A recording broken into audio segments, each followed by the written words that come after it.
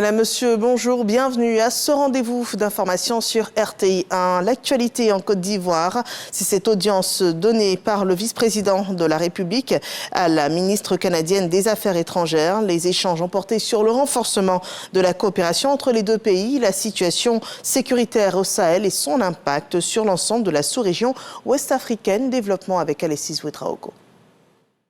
La ministre des Affaires étrangères du Canada, Mélanie Joly, était à Abidjan depuis 48 heures. Ce mardi, elle a été reçue par le vice-président de la République, Siemoko Mele Kone, pour faire le point de son séjour. J'ai entamé cette tournée en Afrique en commençant par la Côte d'Ivoire. Alors, ça démontre à quel point, pour le Canada, la Côte d'Ivoire est un pays ami et un pays avec lequel on veut approfondir nos liens. Vous savez, le Canada est dans une relation de sincérité avec la Côte d'Ivoire et avec l'Afrique. Nous n'avons pas d'agenda caché.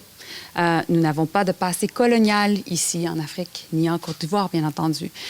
Nous avons un passé colonial au sein de notre pays et nous travaillons très fort tous les jours dans un processus de réconciliation.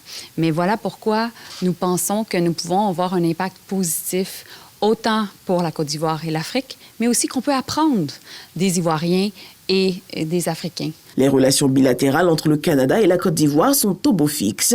Les deux pays ont établi des relations diplomatiques en 1962 et sont partenaires au sein de la francophonie. J'ai eu l'occasion de travailler et de rencontrer le ministre de la Santé. On a annoncé plus d'investissements du Canada en matière de vaccination pour contrer le paludisme, la COVID-19. Donc, on a remis les clés de 15 véhicules réfrigérés qui vont permettre le transport de vaccins partout à travers la Côte d'Ivoire. J'ai également eu l'occasion de signer avec mon collègue un nouveau partenariat de coopération commerciale parce qu'on veut davantage investir ici et permettre les investissements ivoiriens aussi et les talents au Canada.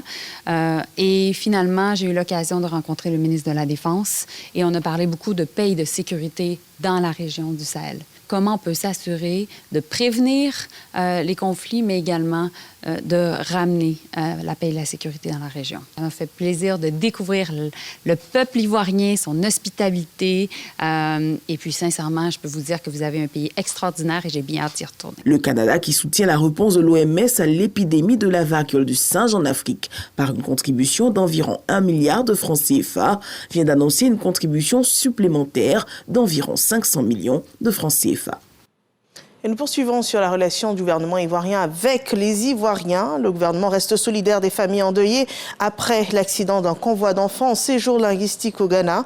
Un drame qui aura coûté la vie à 2 adolescentes de la Côte d'Ivoire. Après la famille Aboya la semaine dernière, le Premier ministre est ce mardi, donc hier, aux côtés de la famille Kouassi, une famille durement éprouvée par la perte de leur fille et qui remercie le chef de l'État pour tout le soutien apporté.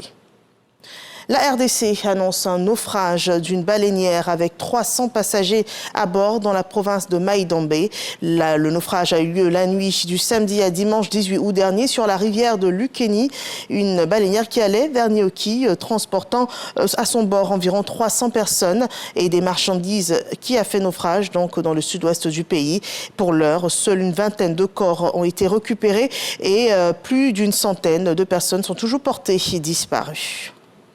Le nombre de cas de Mpox continue d'augmenter en Afrique centrale. Plus de 1000 nouvelles infections ont été recensées en l'espace d'une semaine en RDC, selon le dernier bilan de l'Africa CDC communiqué aujourd'hui. Donc l'agence de santé de l'Union africaine s'inquiète également de la forte circulation du virus au Burundi voisin et en République centrafricaine.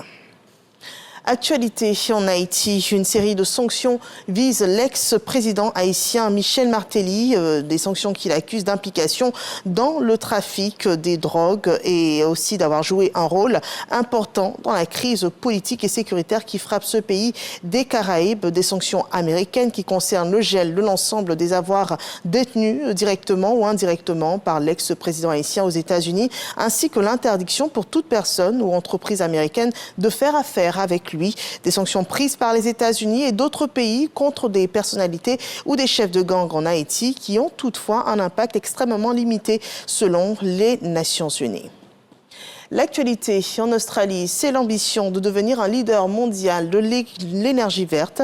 Il sera bientôt construit dans ce pays la plus grande ferme solaire du monde. Et ce mercredi, le gouvernement australien a donné son feu vert à la construction de SunCable, un projet annoncé comme la plus grande zone solaire du monde qui s'étendra sur 12 000 hectares et pourra alimenter 3 millions de foyers en électricité. C'est ici qu'on s'arrête pour ce flash d'information. Merci de l'avoir suivi. Je vous retrouve à 13h pour le journal.